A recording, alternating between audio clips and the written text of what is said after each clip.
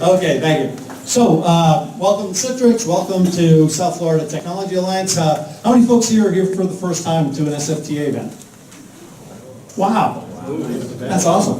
So, so if you're not familiar with SFTA, South Florida Technology Alliance, it's basically a nonprofit organization that is really all about just trying to facilitate getting the critical mass of technology professionals together for networking, for doing business together, to educate, to really understand what are the opportunities, what is the activity, everything that's going on in South Florida, both historically and now currently. And it's really actually remarkable, how many things both have happened and were started in South Florida as well as even currently. Just going back in time, so if a lot of you, I see raised hands that you haven't been to this event. A couple of years ago, we had an event over at the original IBM building where we had the inventors of the first IBM PC. That I don't know if you all know, that came from right here in South Florida. A year later, we had the 30-year anniversary of the smartphone. Again, came right here from South Florida. I'm not sure if everybody knows that or not, but that's pretty profound. And this year we've got the anniversary, the 20-year anniversary of the internet. And that's pretty amazing, isn't it? That the internet is 20 years old, and I'm sure a lot of us remember before that, but it's pretty hard to imagine, getting through life or getting through work before the internet, right? So anyway, what the SFTA is about is trying to get the really critical mass together and give you an opportunity to meet new people, meet new companies, and understand the activity that's happening, as well as I'd ask that you reach out and try to do business with each other. If somebody's looking for a job, listen to them, don't just blow them off. If you're looking for a partner, all right, who's done there? Who's guilty of that, right? And it's it takes a little extra effort. Sometimes it takes a bunch of extra effort to say, okay, I know somebody, I don't have a role, but I know somebody that's got a role. And, those things matter. And in fact, we're going to go back in time here a little bit, and you're going to hear some of that from the group right here. That these guys have, I talk about paying forward, but some people pay forward and some people pay back, and these guys already made it, so they're paying back a little bit. But they're already, accomplished and have made huge, successes in their careers. But they're still engaged, they're still involved, they're still making a difference, and they're paying back to the community. And they each have, I think, a story about that, as well as they're still really active, regardless of what their situation is. So I'm glad you can make it. Wanted to talk a little bit more about some of the things that have been going on here. So it's 20 years, right, since the internet has been created, the first web pages. And when I read about this I'm kind of going with these sequels, like the 30-year anniversary of the PC, the 20-year anniversary of the smartphone. I'm like, hey, what the heck, 20-year anniversary of the internet, that works. So what did I do? I got to go find, okay, who invented the internet? Al Gore. Right? But I couldn't. I think he was planting trees or something. I couldn't really get Al here. But what I did is I got this incredible crew here of guys that really did help build the internet. They built new services. They built services that didn't exist before, and they built the cloud. They did things that were groundbreaking, and they all contributed to what we use every day now and what we continue to do in terms of work and play and everything else. So. I'm really pleased with the lineup we've got here. So any of you guys on Twitter? If you're on Twitter, post, hashtag work and play in FLA. We've got a really unique situation here, right? Where, especially now, you can work from anywhere, you can put your data in the cloud. So what we ought to be doing is promoting that you can work and play in FLA and do that better than anywhere else. Obviously, no taxes. There's a lot of cool things going on, and you're going to hear more of that today. There's a lot of opportunity. There's a lot of talent, and people don't necessarily recognize it. But if you come across, if you've got a job opening, if you come across something cool, something interesting, just tweet it. Because what I'd love to do is have anytime anybody anywhere in the world clicks on that hashtag, work and play in FLA, they just see a string of, wow, this guy's doing that, this job's opening, this company got bought, this VC funded that company, whatever. I just want like an ongoing thread of all good news around what's happening in South Florida, because that's really one of the missing things, is just PR and visibility and some of the things that we can do to get the word out. And that's actually the theme of today is, we want to hear about how they got started, some of the obstacles they overcame, but then progress. We're really making progress in the area, and I think there's a number of good examples of that. One of those examples, actually, just this month, I don't know if you get Forbes or not, but here this month in Forbes magazine, they just wrote up the top 10 companies revolutionizing entrepreneurship. And okay, so it's not a surprise that Tesla's number one, right? But look at number 2, modernizing medicine. This damn thing. Talk about, you don't always want to be number 2, but like when you're in that stratosphere, being on the same page as Tesla, I mean, that's pretty amazing. And some of you may know before, Dan's been a serial entrepreneur, starting with Blackboard in college, and then done a number of things since then, and he's really keeps racking up the awards as well as racking up revenue. And I just heard Dan this morning say 200 employees, is that right? 200 employees. Isn't that awesome? You really make a difference there. So another data point, a couple of months ago, on the way in, you may have seen the video rolling about the Emerge Americas, and that event was just incredible. Manny's going to talk more about that, but Manny's the guy that made that happen. He was targeting 5,000 attendees. He got 6,000 attendees, and it's really an incredible accomplishment. So Fortune wrote it up, is the next big tech hub, Miami. And, those are all data points that we want out there in the world. So they recognize South Florida, they recognize Miami as, wow, there's some cool things going on there. And where did a lot of that come from, right? It's got to be talent, right? Talent's related to all of these things, especially software, right? It's, everything is about talent. And so, we've seen some progress here as well. FIU, I think there's some FIU grads here. They got in the Discovery Channel earlier this year. There was a great video done about them with RoboCop. So a bunch of undergrad kids, not grad schools, just undergrad kids are developing a robot that is basically, not replacing, but basically supplementing security and police kind of engagements with disabled vets coming back from the war. And it's just incredible what these guys have done. And it's right down the road, right here at FAU. And by the way, FAU, a lot of folks don't know, including some folks in Citrix that I point this out to. They put out more comp sci students than like almost anybody in the country. It's like number 3 in the country for comp sci graduates. Another data point, local, close to home FAU. So we've got the Dean of FAU, Computer Science and Engineering here, Dean. So congratulations, $850,000 grant just announced this week. So they got a grant to build a larger data center for big data. So that's cool new stuff going on right here. And it's going to create net new talent for things that we need, right? That's what we need is talent to be able to create the new companies or build things within companies. So here's one that shameless plug, close to home. Some of you that know me have known that I've been around the South Florida Technology Alliance for a long time. And I do it to pay forward, to try to get people involved, but I'd love it if the companies that I partner with, the companies that we look for prospects to potentially buy, if they weren't always in California and Boston and somewhere else. And the reality is we haven't bought a company in South Florida in over 15 years. Well, so just last week, in fact, we announced we purchased a company right here in South Florida, based in Delray, with world-renowned talent.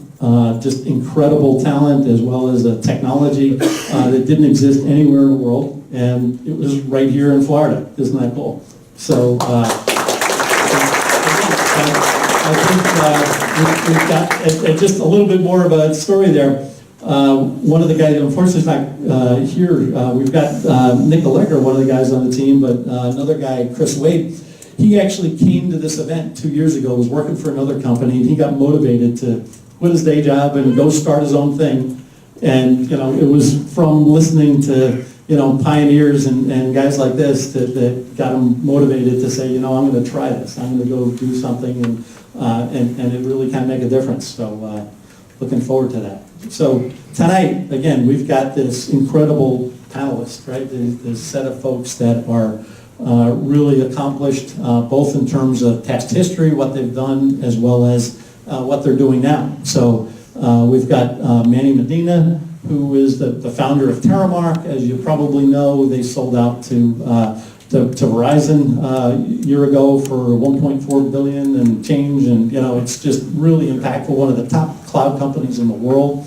And you know, right here in Miami, something Manny built from scratch, and we want to hear some of the stories, as well as then, you know, what is he doing now? And he's doing a lot of things, investing in companies, building more of the tech community in the area. We've got Mike Levy, who is the founder of CBS Sportsline. So probably a lot of you go to this fantasy football and you get your sports online, and the first guy to put sports online was Mike. And he did that right here in Florida. And he's got some other new things going on here. Mike was recognized, he was on the front cover of Forbes a while ago as one of those digital pioneers, along with Bezos and a couple of others. Scott Adams. Scott Adams is it's actually a friend of mine. Scott and I go way back. Scott not only, you know, is accomplished, was paying back. Scott was a mentor of mine. Scott invested in my company, a startup, when I left IBM, and he was a board member and really big contributor. You may see Scott's name on one of the buildings over at FAU. He continues to really contribute to the community, and not only that, he's wearing a number of hats with new startups, new companies in the area building jobs, and lucky to have him here. And then we've got Colin Campbell, and you know, here's an example of somebody that I didn't know him. I just like read yesterday in the South Florida Business Journal about .club, and this company that is, you know, got the new ownership of everything .club. And it's right here in Fort Lauderdale. And then you look up the guy's history, and he was the founder of Tucows and the founder of Hostopia and a whole slew of other internet companies. So he's been here since the beginning, 20 years ago. Actually came from Canada, but we'll hear some more of that story right here in our backyard. And so I called him up and I said, you know, you ought to be on this panel. And he agreed. So here we are. And I'm really happy to have this group with us, and would love to hear more about you. So, Manny, tell us, how'd you get started? What motivated you? You know, when did you start Terremark? You know, when did you know the internet was really going to be something that was big? Yeah, so, I mean, I got fascinated with the internet in the mid-90s. You know, it was kind of it really was an aha moment, was helping my kids with their homework. There was this thing called AOL, and, you know, kind of put this stuff, and what, I mean, I don't need to track through all this Encyclopedia Britannica and do all this stuff, you know, and stuff kind of comes up, and that was really kind of an aha moment for me. And of course, I don't have a technology background, so I started by doing what I knew how to do, which is build the buildings where the internet sits, or the infrastructure, which is really what I was very, very good at doing. So we built the so-called telecom hotels. At the end of the 90s, everybody credits me personally for the network access point of the Americas, or the NAP of the Americas, but actually it wasn't my idea at all. It was the industry's idea. What happened was that Latin America was the only major continent that was left where it was not still wired. So there was all these billions of dollars of fiber optic cables that were kind of being deployed through Latin America to wire the continent of Latin America. And the way it works is all these other sea cables come, touch the coast, and then eventually comes to each city. So what that meant, it was going to guarantee the amount of connectivity coming out of Latin America was going to surge. So the industry came together and decided that they needed a new exchange point, kind of much like an airport, like Miami International Airport or Fort Lauderdale Airport. They needed a place for you to exchange those bits, right? So they put a consortium together called the Network Access Point of the Americas that was composed of all the major telecom companies, all government. As a matter of fact, Mark Wiley, who I saw earlier here from the Internet Coast and what was the predecessor to the FTA, all came together because the whole idea was that this exchange point needed to be in South Florida. Wasn't necessarily guaranteed. The competition was very keen. We had, we had 20 plus companies responding to the request for proposal that the industry put together, including companies like Lockheed. And Georgia wanted it, Texas wanted it. So anyways, very early on, I understood the power. It was kind of like the way I used to say this. Imagine if you would be able to own Miami International Airport, right, in the early 20s or whenever it was built. So that's how the whole idea started. What the telecom companies wanted was just a small room, kind of what it's called a midpoint room, where they come in and they exchange their traffic, right? So what we had was an idea, that was my idea, of coming up with this whole new business model. If you're going to come and exchange traffic here, it really makes sense for you to have your infrastructure here, your servers, your routers here. And if you're going to have your servers and your routers here, it really makes a lot of sense for us to be able to provide you a lot of services, right? So that's how it started. We did, we won. What did we win? We won the right to build that. All the major telcos came together and they signed MOUs saying we agree that we will use the network access point of the Americas as the exchange point, right? At the point, at the time it was mainly a focus on Latin America. What happened was it eventually just blossomed. To give you an idea, our original business plan called for 30 to 35 carriers. Today there's about 180 in the Napoli Americas. One of the most busiest exchange points, running about 95% of the traffic between Europe, Latin America, and North America. So we got going. Of course, what happened was that, as I was trading stories with my good friend Mike here, we went public in April of 2000. He was smart. He went public in 97, so he wrote the press. I wrote the precipice, right? So basically, and then what happened was the internet bubble burst. The telecommunications industry imploded. And then obviously but I was so convinced that the Napoli Americas was going to be very, very valuable. At that time, people had no idea what we were talking about, right? Mm-hmm. So that's how I got started. We made it through the bad times. Actually, I'll tell you a funny story. Good friends here, good former customers like Colin's former company, of course, God forever. But this guy, particularly his company, probably was single-handedly responsible for me being here today. And he didn't even know this, because what happened was CBS Sportsline became a very big customer of ours, right? And of course, their claim to fame is fantasy football. So one of the biggest things that we needed to overcome, when you were a major enterprise and you were going to bring particularly if you were national or international in scope, says, why should I put my infrastructure in Miami? Don't you guys have like hurricanes and refugees and so what should I say? I said, listen, you heard of fantasy football? Yep. Okay, you know what happens like a 4:05 on Sunday after the NFL? Yep. So everybody goes to run. And imagine all that traffic. Imagine everybody in Butte, Montana, the other guy in Saskatchewan. I mean, everybody. You know where that traffic is coming from? The Napoli Americas. Wow, I can't believe it. That's as mission critical as it gets. So it was this guy and his decision to put the infrastructure in the Napoli Americas that actually helped me make it through that very, very difficult time. So that's a little bit of an anecdote on how we got started. I should have gotten stock options. But it depends when you got them, right? So thanks, man. That's a great story about how you got started. So Mike, tell us, how did you generate all this traffic that you put over in the NAP? Well, it goes back a long way. I'm a double E from Georgia Tech. I worked for Harris Corporation and for Raquel Datacom. Okay. And in both those places, I worked on data communications products, but on the hardware side. But we always dealt with online services and databases and all of that. And after leaving Raquel Datacom, I founded with another guy Lexicon. We did the first handheld language translator. We went on to develop communication terminals that we sold to, actually an encryption terminal we sold to the NSA.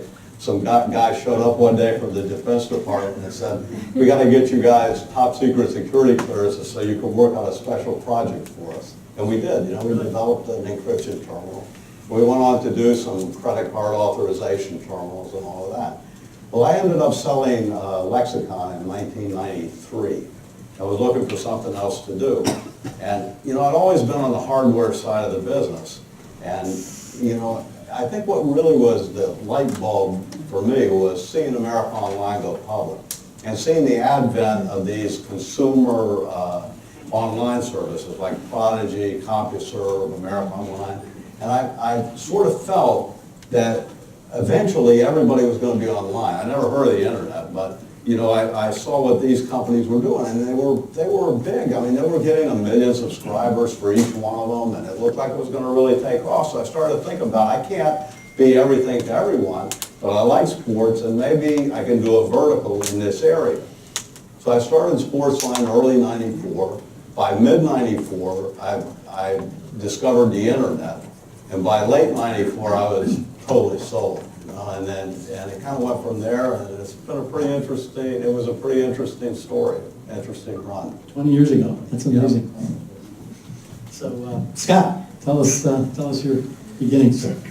I first moved to South Florida to transfer to FAU in '85, and I graduated in '87. And of course, trying to find a degree I could graduate in. I tried the computer science, but I was the last one in the lab, and my Fortran programs barely worked. So I had to find something else.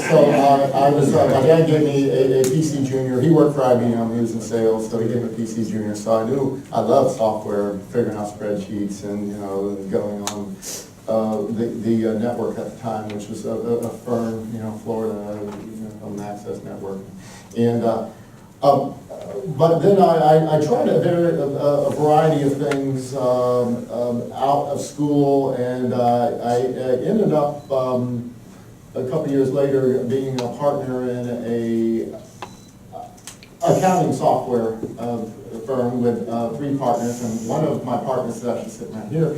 And I did a couple years, and I got a lot of experience of setting up point of sale systems and wholesale type systems in the Miami area, all sorts of foods and jewelry and electronics and things like that. And I learned a lot just by going to each business, figuring out what they had to do. So the problem is it took a long time to sell. The sales cycle was long, and we couldn't sell the product, the software, enough money to pay ourselves, 3 of us, a salary enough. And my wife was having a second child, and she says, "Scott, you got to go do something else." So I said, I love doing this. So anyway, so we decided to separate on good terms, and then I went to do some consulting work. But one of the things that my 2 partners decided to do on the way out, they said, "Well, we're going to buy you out." So they said, "Well, here we can give you $4,000 to buy you out." So I said, "Okay, well, that was all I had to pay." So I saved up money, and then one thing came to another, and then my consulting project I was working on with a company that does the pagers for the restaurant beepers when you tell vibrates, tell you the table's ready. I was doing accounting software work for them. So I had another. My former partner introduced me to another smart guy in Miami who did programming, because I needed someone who knew how to help me do the customization of the software. Anyway, he and I decided the restaurant company needed a website, and this was back in '95 or so. And we decided that, well, let's go ahead and we'll make a proposal, and we'll do the website for him. So we put an ISDN line in his house in Miami, 64K, and then we doubled it to 128. Yeah, our smartphone's about 10 times faster than that right now, but that's what we started with. So we hosted their website, and we designed it for them too, and it did look like, crap, but what we learned along the way is we need to, we should not be in the design business, we should be in the hosting business. So every time a customer asks, "Can you change my email, change this?" we got to do it for them. So my co-founder,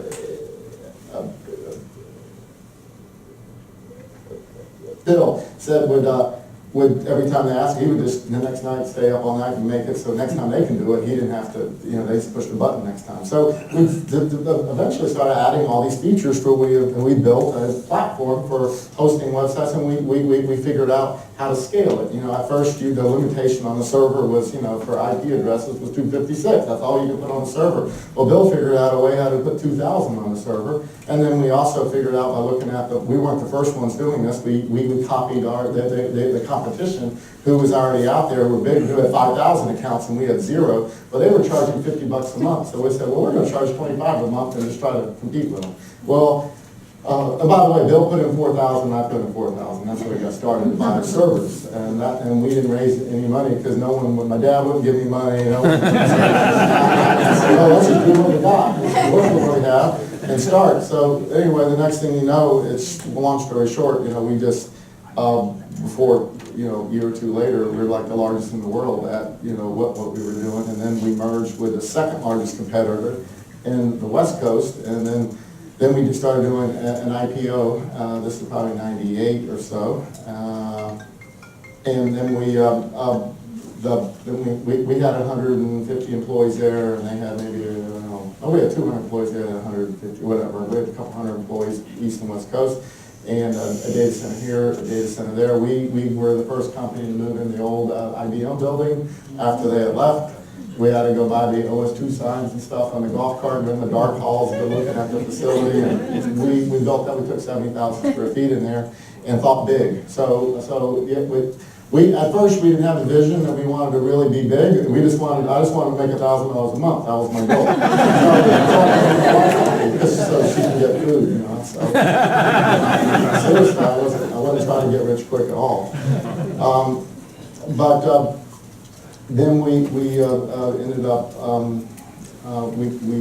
the eve of our roadshow, we'd start doing an IPO, and we decided to sell. And that was in 1999. It was a tough decision to make. It was at a time when things were going like this. But, in hindsight, I think we would have, if we didn't sell at the time and get out, then we would have gone this, and we may have gone this, I don't know. It was tough. But, as a founder and a entrepreneur, you have to have vision, and you have to believe in that vision. And you can't, if you're too smart, you almost have to shut off half your brain if you're smart. Because if you did think about it, you wouldn't do it. And that's sort of the dumb luck that it takes to get involved in some of this stuff, because you would not in your right mind. So, and this could be another story too, is, I really helped lobby hard for, using all my connections for putting the NAP in South Florida too, because that was, and today it's really important for all of us to have that there. And so I had, since I had exited, I had a chance to be an investor too. So I invested a small amount of money, small investor, but still, and it was a convertible note. And so you had an option to convert or get 8% interest. Well, by the time the conversion came up, that was when everything was down to bottom. So at the time, I had lost a ton of money, and I wasn't confident about anything. And I said, I could sell, if I exercise my note and get 8%, that'd be the first time I made money that year. So from my perspective, that was a smart thing to do. Now, with my friend over here, Manny, he's in a different mode. I'm all in, and he was in fight mode, and that's what you have to do when you're in that position. And and I won't say how much money I left on the table by getting my 8% versus converting it to stock. Yeah, that note converted later on at 25 times your money. Right. So I don't want to make you feel bad. But it shows you at the time, the tough thing as an entrepreneur, you got to decide when you're going to go and when you're not going to go. And you have to make a decision based on your situation at that time. And my situation was, I was in a different mode than he was. And, everything is, hindsight is 20/20, but it's risk and reward. So,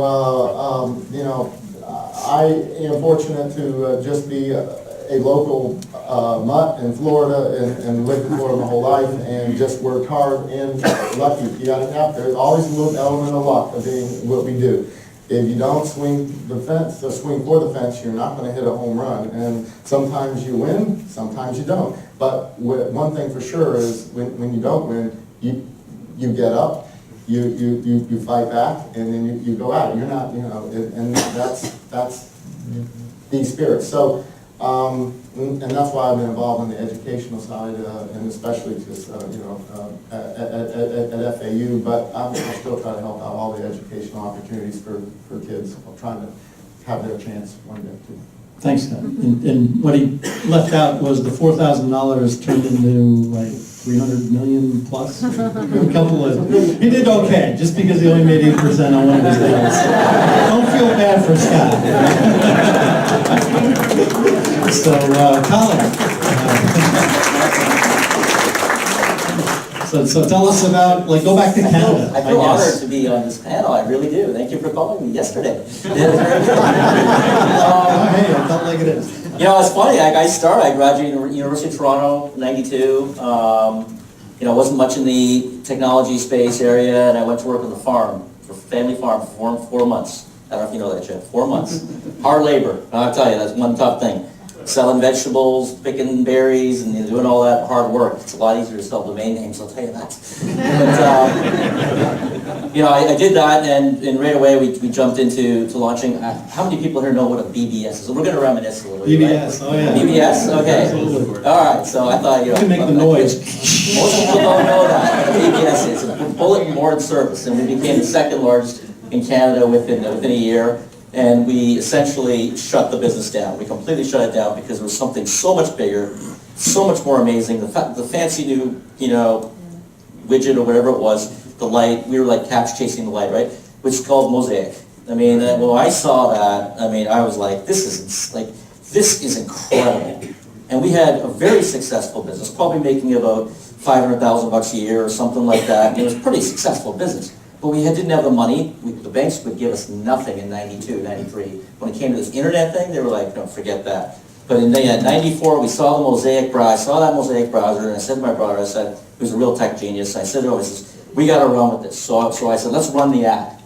So we didn't actually have it running, but I took a screen capture and sort of did some stuff and made it work and put the ad out. And it was like, imagine being in a situation where you just had unlimited phone calls, unlimited business. And we exploded in 4 years, became the largest internet service provider in Canada, took the company public, and then we also at the same time launched a company called Tucows, the ultimate collection of windsock software. We won't get too deeply here right now, right? But the reality is it was a software download site.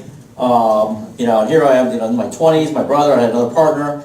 We really were living the high life. You can see where this is going to go, right? But just a second. We were living the high life. We were this, 20something.com. Whatever, all this just crazy life. You never would have imagined it. And then we sold selling Tucows is an interesting story. 7 people. Benny Steinman's a billionaire from the guy behind ICQ. They flew in from Israel. They bought it, and they came in. They made the offer. We did the deal. We signed, handshake. 21 days later, we closed the deal. It was the fastest deal I ever did in my life. It was incredible. It was all cash. It was a great deal. This other company, we decided, why don't we take over all of Canada? And we decided to merge it with a company called Look Communications. And I don't know if anybody knows the Canadian market, but Look was the wireless. We actually won the entire country, all the wireless broadband across the country. We had won it for virtually free by the government, that's the way it works up there. And here we were, this company was public, and RBC was following us, and we're it was huge valuations. And all of a sudden, Microsoft, somebody says they're going to break up Microsoft. I remember the day, I think it was March 16, 2000. And all of a sudden, our offering that we just did just got pulled because the market fell to 4,000 at NASDAQ. Holy services, pull the offering. And then it went downhill from there. All my shares were locked up in a merger, so I had absolutely lost almost everything. It was almost penniless. Again, it was like the second or third time I was on BNN. They were like, okay, this guy had all the money, lost all the money. And so they, it was interesting. So it was really humbling, actually. And there's obviously a lot more stories in there. He was one of our first motivations for his technology. We were up in Canada. We looked at his technology. He was absolutely the best in the world, and we said, we got to duplicate it. We got to make it happen. And, the truth comes out. We did. You should have had a piece of this one too. But what we did is we said, my true passion was the internet. When you lose everything, it's all you got is your passion, and that's it. And you just got to go with that, right? So my true passion was the internet, and I said, you know what, we love this technology, we love the hosting side, we love that whole space, we love application services, I don't know if you remember that term, we love software as a service, I don't know if you remember that term, it's now called cloud computing, right? But we launched it in 2001, and we had launched a wholesale, what he did retail, we did wholesale. And we took it to every telecom in the world, even today, AT&T, British Telecom, Vodafone, almost every telecom in the world uses his technology. No, this is Hiway's style of platform. And we went public. Holostopia took that company public again. It was the third company we took public, and then we did it in 2006. Lots of other stories in between, but the reality is sold it to, thank goodness, to a Fortune 1000 company. And at that time, we said, okay, what's next? And so I went skiing, broke my legs, you know, working for a year. It was like 2 operations, all that stuff. Okay, we gotta do something crazy now, and that was .club. And when did you come down to Florida? 2001, so it was right when the crash, right at the crash. All right. You know, I've lost everything, I just can't even hold my head up in Toronto anymore, so this is, no, we launched Canada successfully, and if you're Canadian and you want to launch a company seriously, a technology company, you have to have an American presence. And there's another story there too, because the only reason I came to South Florida wasn't because of the weather, it was because of the NAP of the Americas, which is very interesting. So that's, you can see how it can attract technology. We could not, and you know, our first pick was May East, because we started the Toronto Internet Exchange in Toronto, which became the largest Canadian Internet Exchange. It was a not-for-profit, you know, share traffic and all that. But we said, if we're going to expand the States, let's go to the May East. No, they wouldn't let us in. Let's go to May West. No, they're the NAPs. Right, they wouldn't let us in. But then we said, okay, let's try NAP of the Americas. We have lots of space here. Yeah, we would let anybody in. You had the dollars in front of you, no problem, even Canadian. If you're going to provide the technology for the telecoms, the hosting, the email, all that stuff, you want to do it in the NAP of the Americas. Even today, I believe British Telecom runs out of the May, out of your NAP. So. Awesome, great stories. So let's, you know, pull it forward. Let's talk about some of the things you guys are doing now. You know, Manny, talk about eMerge. I mean, this is just amazing, the event you pulled off. Talk a little bit about it. I mean, I have 2 jobs. I have a day job and a night job. The day job is Medina Capital, where we invest in technology companies, mainly, you know, kind of the plumbing, cybersecurity, big data platforms, stuff like that. And we have 5 key members of my Terremark team that are back with me, and they're the partners of Medina Capital. When we make investments, literally from around the world, we just bought a Swedish company that we're moving to the U.S. We invested in a Colombian company, a cyber fraud company that is now on fire, successful here. So that's what we do. We like to look for diamonds in the rough, pretty much cast a very wide net, and then look for these companies, but then we can help nurture, besides capital, we can help them get to the next stage, right? And that's what I call my day job. It's a lot of fun. It's not really early startups. We invest kind of like the way we like to say it, we don't take a technology risk, we take an execution risk. So the product or the technology, it's all software, most have been already accepted by major enterprises and validated, actually in production, not just you know, a logo. So that's what I do. It's a lot of fun. eMerge Americas really started out of frustration of running a tech company out of Miami. It was just very frustrating, and I've had this conversation with a number of your colleagues, Chris, you know, from your CEO, and it's just really to the point where by the time that I sold Terremark, we had more employees in Dallas, in Virginia, in Silicon Valley, in Brazil, in Holland than we did in Miami. And so eMerge Americas was, you know, I remember I gave a talk at the Great Miami Chamber of Commerce a few years ago, and then I remember everybody saying, Miami's got tech, Miami's got tech.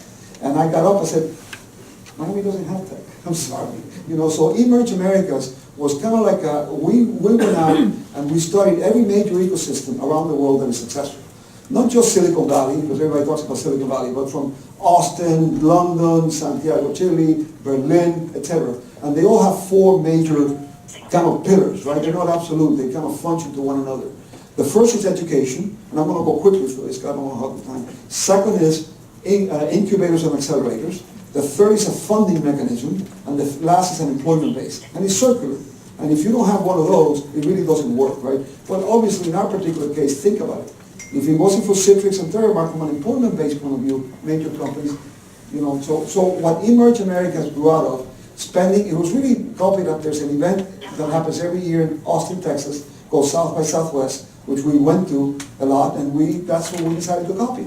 And we said we want to create a South by Southwest that would bring in the dialogue of technology in South Florida. But there was something that is very important. The reason, exactly what Scott said, I vividly remember flying with him to Tallahassee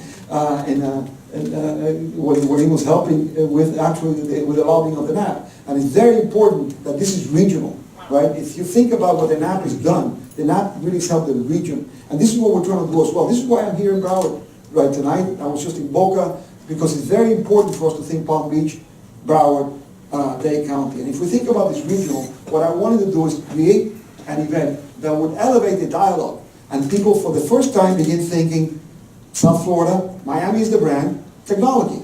And that's what we did. So we began, and we spent 2 years planning it. It was, like you said, a great success, because we're missing is a void that we're filling. Next year is going to be unbelievable. So I hope all of you do attend. I mean, we have an 18-member team working full-time around the clock, creating what is going to be a spectacular event. And that's what we want to do. We want to be able to wow everybody. We want everybody to begin thinking about that. And that's what I call my night job. No, I'll be there, and everybody ought to think about attending that as well, and I'm sure there'll be more information online and elsewhere available about that. So thanks for that, and thanks for paying back and, you know, bringing things up to, you know, what we can do here. So Mike, tell us what you're up to now. Well, A couple hours in the in fire. a second, but All stories are good. I think everyone would be interested as to how we raise money at Sportsline. You know, we raised over $300 million between 97 and 99. In public markets, we raised $32 million in late 97 at $8 a share. 4 months later, we raised $150 million at 37 5/8, with half going to the first shareholders. About a year later, our investment banker called us and said, Amazon, CNET, all these guys are doing bond deals, and you guys could do one. And it's only going to take you 2 days to get the paperwork, get your board approval. We'll do a 2-day roadshow next week, and we'll raise another $150 million, and that's what we did. And it was at a $52 million convert, you know. It was a crazy days back then. But at the very beginning at Sportsline, when I was trying to raise money, I figured, okay, I'll put in a little of my own, but I want to raise about $100,000 each from 20 investors, because I think I need $2 million to get this started. So I went to everybody I knew. I couldn't raise any money. And one of the guys that came in and said, you know, you need a gorilla here. You need a guy who can really make introductions that are going to make you seem credible. So he introduced me. He actually knew Joe Namath, and he introduced me to Joe Namath and his agent. And Joe said, well, I like this idea. I like to come in, but you got to raise the $2 million first. So Joe's agent decides that he's going to help me raise the $2 million. We go up to New York. We meet with 10 guys one day. And the 10th guy we went to dinner with, he knew nothing about sports. He was a good friend of Tom Jones. He was into entertainment, all this kind of stuff. And, you know, I kind of wrote it off. And then the next day, Jimmy Walsh, Joe Namath's agent, he calls me up, and this guy's name was Burke. He says, look, Burke is interested in this deal, but he's only interested if he can do the whole $2 million. so, you know, the whole negotiation, really, we sit down with his lawyers at this big conference room. He has his attorneys and accountants there. My attorney and I are in the room. He looks at his whole group of guys. He got about 8 guys. He says, look, I'm telling all of you, don't do any due diligence. I'm investing in this. The only thing I want to be sure of is if this guy dies, I get my money back. The whole thing was about the insurance policy. And then, you know, so $2 million, I didn't get you too far. So in early 95, January, I cold-called Jim Barksdale, who had just come in as CEO of Netscape. I struck out with every venture capitalist on earth. And I go in to see Jim Barksdale, and he says, you know, he says ESPN is doing a sports service just like what you're talking about. And a company called Starwave that's backed by Paul Allen is doing it, and they have all these Sun Microsystems engineers working on it. And you guys really don't have anything, but you know, there's bound to be room for a second guy. And we can't work with Starwave because they're using all these Sun engineers. So we'd like to work with you and do your whole back end for you. And by the way, do you need venture capital? I can introduce you to Kleiner Perkins. So, you know, I've been turned down by it twice. I go to see Kleiner Perkins. And the guy they hooked me up with is Kevin Compton, who's the guy that's on the board of Citrix. I don't know if he still is or not, but he was back then. And so I'm supposed to meet with Kevin Compton, because Citrix is the only company in Florida that Kleiner ever backed. So I go out there, and the day I arrive, Kevin's not there. So the only guy there to meet with me is the guy in charge of the biotech stuff, a guy named Joe Laker. But it turned out good because even though he had never done a digital deal, he was a huge sports fan. He owns the Golden State Warriors now. You know, so because he was a big sports fan, he got everybody there fired up. John Dorr, an old coach, so they don't know anything about sports. But you know, he was able to convince them that this could be a good thing. You know, they came in, they invested, and they really made it possible for us to raise, really at the end, $40 million of venture capital. So it was a tremendous thing, and those were great days back then. I wish they'd come back again. So go back here, you say you called, was that an email or a phone call? Phone call. Phone call. Yeah. So just what I'm working on today, Peter Pizarros over here is the CEO of Glip. And Glip is a tremendous messaging application. It's completely funded by the founders. Now, Peter was our Chief Technology Officer at Sportsline. He's the inventor of modern fantasy sports on the internet. I mean, every service out there that offers fantasy sports built off of his model. And he started Multiply.com, had a successful exit. He's put a lot of his own money in this deal. The company's growing quickly. They've got over 2,000 customers. They're growing at 40% per month. And we're looking at the first outside round now. So that's, if you'd like to talk to Peter afterwards, I'd be glad to introduce you to him. And another guy here, Rob Evans, I'm working with him on a couple of deals. He can probably do 5 ideas a week. I figure one of them is going to come through here sometime. Some more hidden tech stars. That's awesome. I love that. So, Scott, tell us, you know, how many balls, you got a lot of balls in the air still. What do you got going on? Well, you know, the first thing I did after I exited with Hiway is I started a accelerator company, and Chris, that's how I met Chris.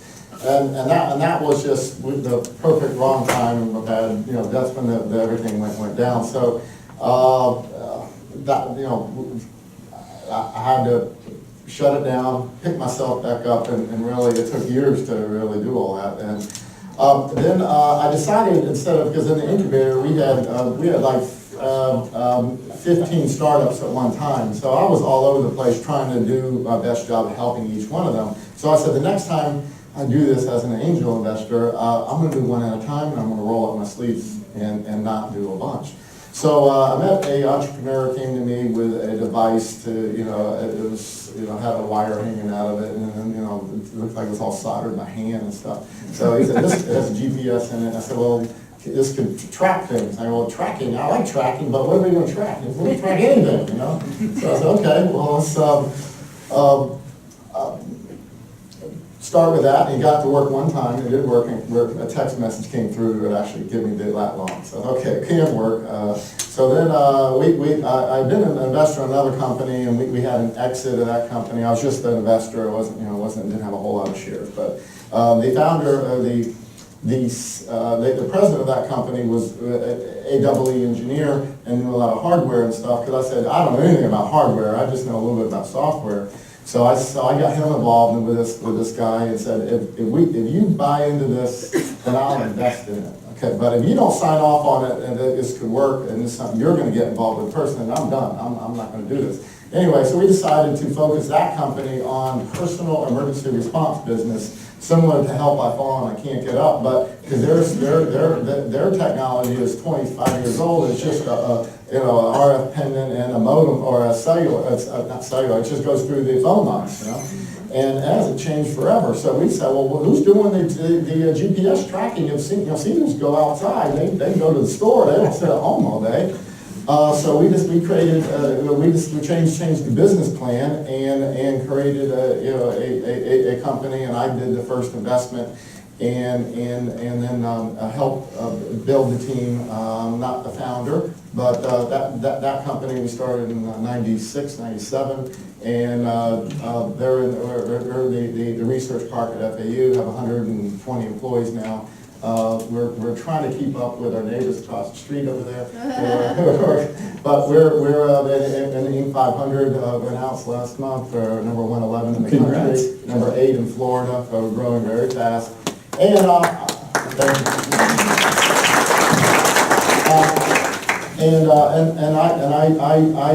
My job is to fire myself take off hats and fire myself. So my last day working day to day in that company was January 1.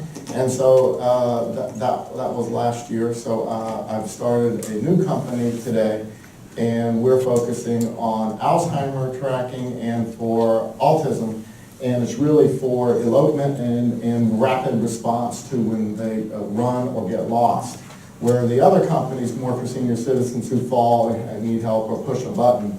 So it's similar, so I'm starting on the 50-yard line rather than the 1-yard line. And it just so happens when we started looking for office space, maybe in July, I talked to Kim Graham over at FAU, and she was telling me we've been working together of a new strategy for the Adams Center for Entrepreneurship there, and about the whole concept that she and others have started called Tech Runway. And so Kim said, you know, the university bought the building over there by the runway, and it's actually the other company's right next door, so we're very close. So she said, we have office space in there, and I said, well, what about my new startup company came in there? We only need 1,500 square feet, because we only have 5 of us right now. We only need 10 for the next year and a half.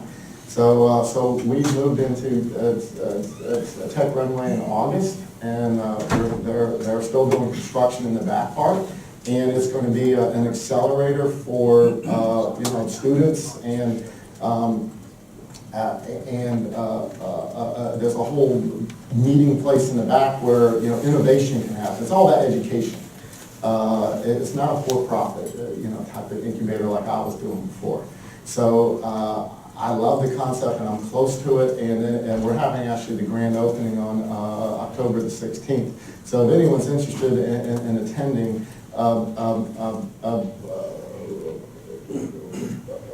Marty and Joe over here, and you stand up, have some, you can give them your card and they have some brochures. But that's, my passion is education, and that's how one day I just feel like if I can give back anything, it's just sharing my, my successes, my failures, mainly the failures, that's what I remember. And so that the future entrepreneurs can have the same chance in living the American dream. Like I have, so unfortunately. And we appreciate that, Scott. Thanks. Tell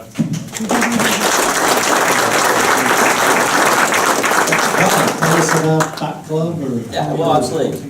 If we're doing the 20-year span, and I've had a lot of time, done a number of companies, I have a lot of time to think about, the next company, the next concept, next idea.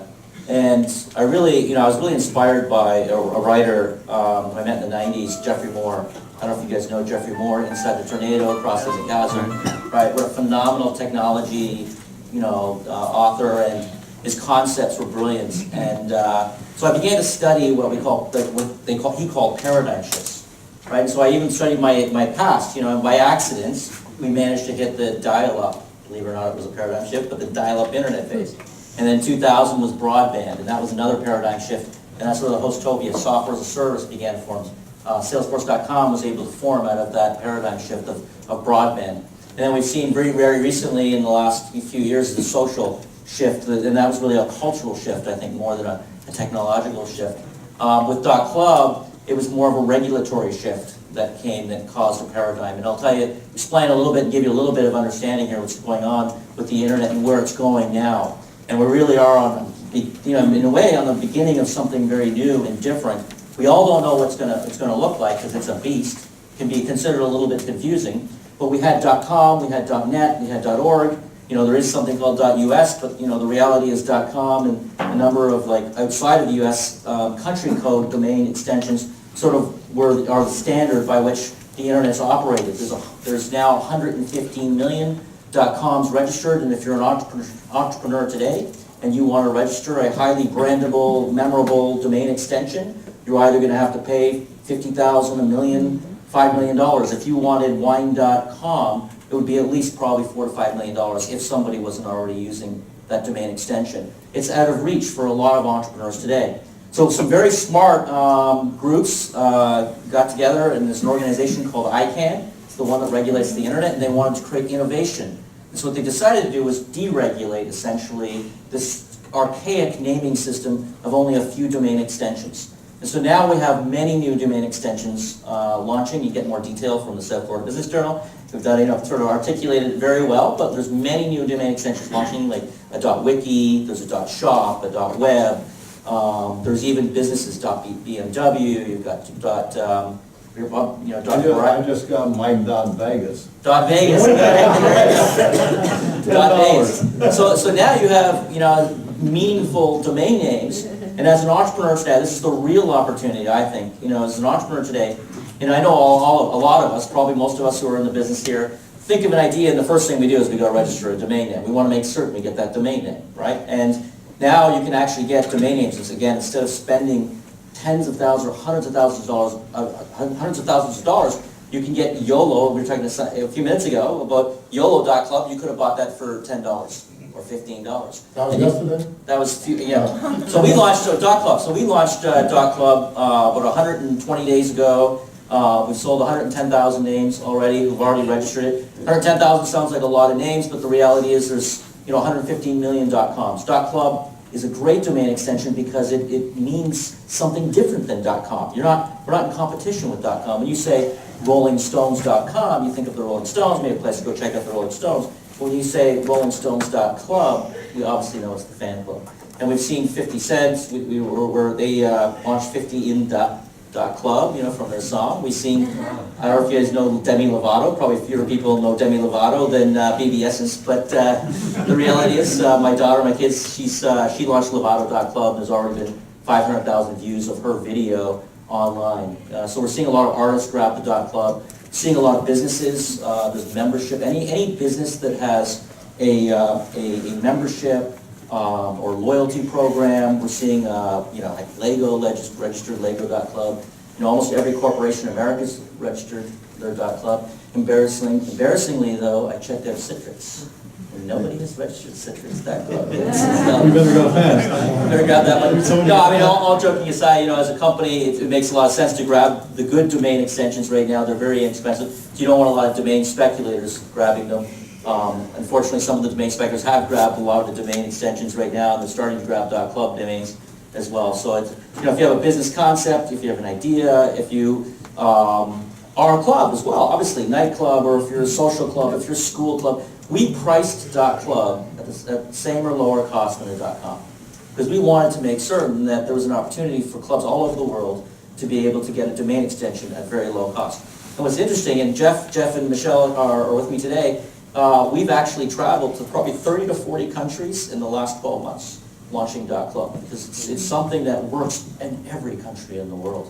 My other, taking it a step further and giving it a little bit back, in the process of launching .club, we also decided to launch a Wikipedia, or wiki for entrepreneurs, working very closely with the founder of .wiki. We launched entrepreneurwiki.com, which is going to change the name to entrepreneur.wiki once we actually get the domain extension. We've been working on that for about a year and a half now as well. If you have sold your company for more than $10 million, we've got to get... In fact, when I came here before the panel, I went to look up the wikis, and they have Wikipedias and they have an Entrepreneur Wiki, some of them. And an Entrepreneur Wiki is a little bit of a different beast. It's more of a learning wiki. It's not like just facts about who this person is. It's all about favorite quotes, best books, and just learning. And so it's really a platform for existing entrepreneurs to showcase who they are and share the lesson that, for instance, the lesson that I learned. I mentioned a few minutes ago about making all that money in the 90s, losing all that money, and share those experiences so hopefully others can learn from them as well. So Entrepreneur Wiki, I do have other companies like an IT services company with 800 employees in different countries around the world, but the ones that I'm really passionate about right now is Entrepreneur Wiki and .club. Thank you. That's awesome. So I think I could hear these stories all night, but I do want to save a little time for networking, but also just any questions from the audience. I think if we got any questions here, I'd love to bring them up. Thanks, Chris. Actually, Sharma Gartner. You might wonder what this logo on my shirt is. I just went to Facebook 2 days ago and had meetings with Internet.org, which is Zuckerberg and a few others, their vision to bring broadband to the next billion people that are in the underserved markets. Since you guys have brought broadband and the internet and web hosting, when literally there was nothing there, so how would you recommend Internet.org do this to bring broadband to the underserved? I don't know, I'm a sports guy. Look, I think one of the things that is happening today is that the wireless technology is changing so fast that I think that the physical aspect of bringing broadband to this underserved community is really changing at the speed of light. And I think that's one of the most fundamental changes that is happening. Why in the middle of Africa, in the middle of the most godforsaken places, you have people using their cell phones and their little devices and their little laptops, etc. So I think that wasn't available, right? And it took many, many years for it to be feasible and for you to be able to really have enough capacity for you to be able to operate in an effective basis. So I think that whole emphasis that they're doing will be substantially helped by technology today, right? And certainly on the wireless side. So I think that's which continues to be this talking about, like Colin was saying, kind of points where things change. I think this is one of the changes that is happening today. That is fundamentally changing our industry. So. Other questions? What a quiet crowd. Oh, the bar is still open. Everybody wants to get out there. Come on, you're holding people back. There we go. You got a question over here?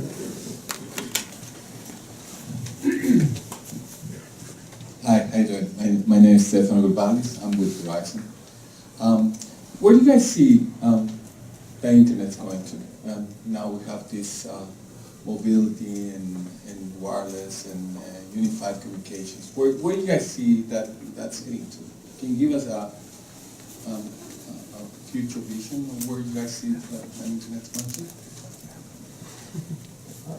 I'll say something. Anyone who has a child, probably from 10 to 14 years old, if you want to punish them, you take their iPhone away or their smartphone away. That's their world. So they are driving, the kids, not only the younger kids, but even all of my older kids too, they do everything by their apps. And they know where each other are, they're talking, they're chatting, and when mom and dad are seeing how many texts they're doing, and one daughter was doing like 3,000 texts a month, and then they figure out doing these apps now, and we don't even know what they're doing because they're doing it through ID now. It's actually pretty incredible. I gave a race car, my wife bought this race car for my 8-year-old grandson, and I didn't realize that it could be controlled, through an iPhone, which he has one. So he gets the car, opens the box up and everything. Before I know it, he's got the app downloaded on his iPhone, and he's running the car all over the house. I couldn't have done it. Well, that's the point. When grandma needs help with her iPhone, guess what? Well, my 13-year-old daughter is an IT person. She fixes it for her. So the kids today are going to drive a lot of the future of how to use the internet. The internet went down to my house the other day, and they had to come out and dig up the yard. But, my wife thought the world was coming to an end because we couldn't do our homework. And before she was like... Was it your fault? Well, yeah. Well, she always blamed me like, what is this internet junk you're doing? It means nothing. It's, now the whole house runs on it or falls apart without the internet. On Good Morning America with Matt Lauer, the lady was talking about she downloaded the new iOS 8.1 and her phone crashed, seized up. So her life was over, she said. I mean, she was pretty much hammered Apple on national TV this morning. So again, what Chris is doing with his glasses, we haven't even tapped with the things that we'll be able to do and use. It's cool right now, but just think of the things you'll be able to do from safety, security. So I'm some of my new ventures, we're looking at how to tie that into drones and all sorts of things in positive ways to find people and rescue them. So Actually, speaking of things, so just a plug for next month's event at SFTA, the topic is Internet of Things. And so we've got speakers from IBM, from Cisco, from experts in the Internet of Things, and we talk about where's the Internet going. It's hooking all these things up besides your cell phone and your laptop. It's all the things. And, Well, you know, I think too that as far as the future of internet messaging and tying everything you do together, Peter's a better guy to talk to than I am for any of this stuff. If you want to talk about the future of where he sees it going, it's really pretty remarkable. I really like this question over the, because I think it's, if you can predict the next paradigm shifts, then you can actually begin to figure out how can you make money from them, how can you position yourselves around them, and do it just like we have seen history repeat itself one step after another. And I think two of them that I think is if we see fiber in every home, that's going to be the next level of broadband that's really going to change the behavior of people. I mean, there's no reason why, even already I see it in my own behavior with respect to like my Apple TV. I find it so much easier to use than my Comcast. I hope I'm not offending anybody here, but sometimes I'll even pay for a show because I can't find it on my Comcast, or there's commercials on my Comcast. So the interface, the Netflix is just the very beginning. Yeah. It is the very beginning of what we're going to see in a dramatic change in the way that we're served content, and it's going to be choice based on user interface. This idea of controlling the networks, and that's all going to go away. You're going to have ubiquitous IP broadband services everywhere, and that's going to provide choice for individuals. And I think that's the next sort of layer of how we're going to see the internet change and everything shake up all over again. All right, I got one more. Congratulations, Chris, on a fantastic premier panel. David Coddington, Greater Fort Lauderdale Alliance. Chris, you did a great job giving the perspective in the past and the things that have been going on here. So obviously we do have talent here. The things that have in the past and even now, Dan and Book and so forth and all the other things going on. Do you gentlemen perceive that the reputation about the workforce is changing, or are we making progress on this, or any thoughts on that? I think it's changing, but I think it's changing slowly. I don't think it's, I think I hear a lot of complaints, just, for the lack of talent, certainly on the developer side. I mean, our friends that are forced, they want to be here. They have maybe a front office here, or they have to have a development team either in Seattle or the West Coast. I mean, it happens to us, and I think it's changing. I think that's this whole dialogue is elevating it, but it was certainly a long way from where, from one of them. I always, when I was talking about frustration, in the cybersecurity business, which is a big part of what we did, if a number one draft pick is if you are an MIT or Stanford graduate, if you have 10 years experience working in a national intelligence agency, and now you go on the public, you're a number one draft pick. Everybody wants you, right? And when we try to recruit, most are men, we try to recruit them to South Florida. First, you have to sell him, right, on South Florida. Then, you have to sell her, your wife. And that was even a more difficult sale because she was thinking, there's a Brazilian nymph on a tank that he had in a palm tree. So she's going to steal my, so it's a real challenge, that image, culture, and that image of being able to talent, which is the number one reason why we're all doing this. So I think it's changing. I think we're making progress, but in my book, we got a long way to go. We recruited at Sportsline back in the late 90s. We recruited every software guy we had from out of state. I mean, and even today, it's tough to find. I mean, you're not going to find new grads out of Stanford or MIT or Caltech or any of those guys down here. They're all out of the West Coast. Something else Boston. Something else that is really interesting that we found through Emerge is the incredible brain drain that we have outside of Miami that actually studied here. Really, really, at very high positions. Whether it's the CISO at Comcast or just everywhere, Facebook, all over the place. It's just incredible talent. They graduated from the U, they graduated from NOVA, they graduated from FIU, and it's amazing the number of people that we run into with very high positions, and they all want to come back, right? So I think I think this dialogue is really what's helping everybody else. I have to just chime in. So Dan and I are on. So Dan has an MIT genius working at MobileHelp. We just got a genius, top 30, under 30 in the world, rated by Forbes, sitting right here. So there is progress. And I'm happy to see the Dean of FAU here, at engineering school. That's what we need. We need more talent, but we've got some good data points here for sure. But it's also, I think, important if we can try to keep some of the top talent from high school local in some cases, and then when they graduate from the universities locally, having good positions that they can go to that are cool and high tech right here at home, then they don't have to go, they don't have to bring them back and, you know. Don't let Jeff Bezos escape, right? So, hey, I think, you know, we can continue the conversations, networking, we only have, I don't know, we still got half hour or so, or as long as the food runs out, but just a couple more announcements. So next month again, Internet of Things, so anybody that hasn't signed up for SFTA, we encourage you to don't just come to one meeting, come to all our meetings or many meetings and join the organization, see what you can do to participate. Because it all matters. If you play golf, in November, we've got a golf classic, and again, a great chance for networking, a great chance to get in touch with the other folks that are in the area that you might want to spend a little more quality time with. And well, for Citrix, I guess I'll say Anthony Rico, shout out, he gave me the money, his budget.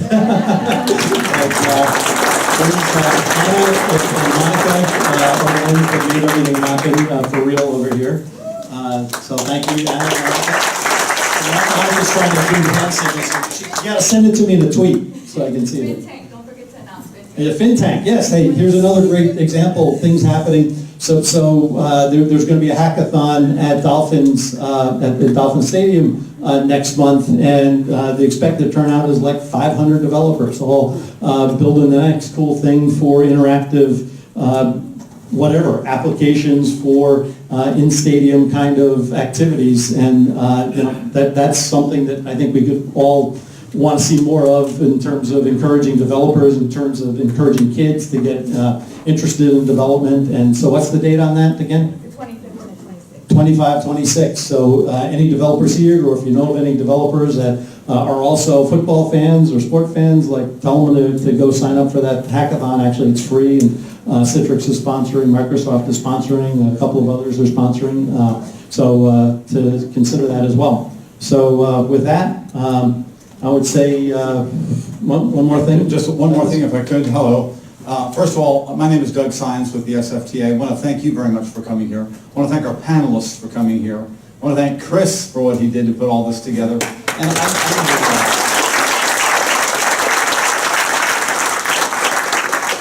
I need to do a few more shout-outs. As you said, Monica Gonzalez, Anna Brown, Stella Workman is the caterer, SNS Catering. They did a phenomenal job. It was very good. I want to thank them. Also, we have 3 volunteers that you probably saw or met one of them at the weigh-in.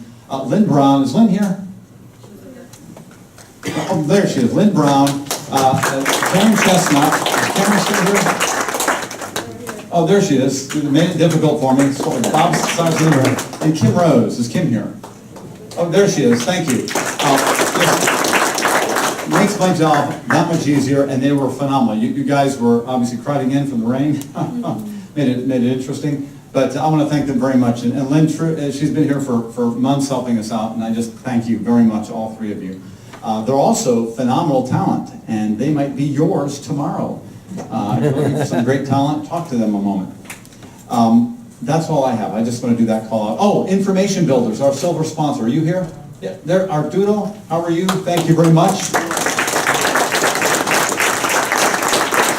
And that's all I have. So. Okay, well, thank you, and open the network and learn some more from the pioneers.